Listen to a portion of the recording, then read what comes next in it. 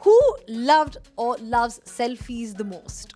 Selfies. In my day, most likely there wasn't much selfies, to be honest. But the latter part of my career, I think it would be Dwayne Bravo. This is something that is going to be a tough one. The worst dancer, because normally guys from the Caribbean, they're amazing at what they do. Actually, the worst dancer would be Curtly Ambrose. But can you believe he actually went on Australia's version of what's it, Strictly Come Dancing or Dancing with the Stars, and he actually did pretty well. Most likely to grab the mic on a karaoke night. Dwayne Bravo again. That's the man. Who spends most amount of time on their appearance? Junior Murray, remember that name? Wicketkeeper. Most likely to ask for a flight upgrade. Hmm. Somebody who enjoy. Guy with long legs. Courtney Walsh. Yeah.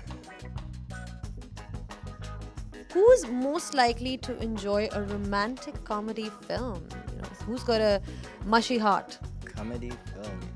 Carl Hooper. Yeah, he was soft. Yeah, he always had some love affair or something. He's always up to something. Who is the one guy you don't want to be sharing a room with on tour? You know, somebody who's finicky or somebody who's just annoying with his habits. Well, from experience, it has to be Curtly Ambrose. Because he was so long, he was very close to 7 feet. And I remember many occasions we had tight rooms and his feet would be hanging off the bed. And, I will mistakenly just touch him and he used to get very angry. And he didn't like me coming in very late at night, which I did quite a bit.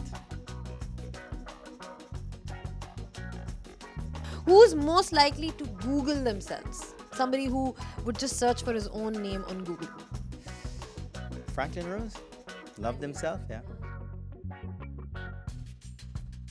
Worst taste in music?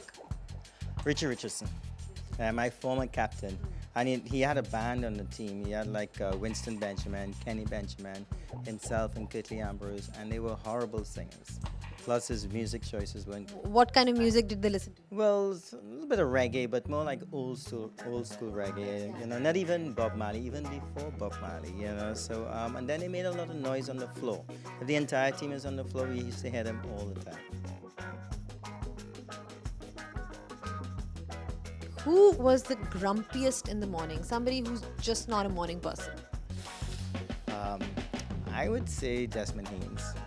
When I first started, I also roomed with him, and as a senior player, I allowed him to go to the bathroom first, do whatever he had to do, and he was definitely a grumpy guy.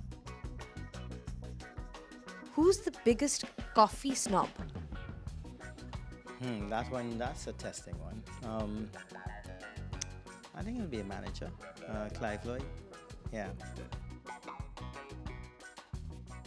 Most likely to be late for the bus. Somebody not known for his timings in particular. When I first started out was Viv Richards, Sir Vivian Richards now. He was the captain, so he was allowed to, but the last man on the bus, and if you're not on the bus when he got on the bus, you're really, really late. Who's always on his phone? Somebody who's always texting or on social media. I think Darren Bravo of the present crop.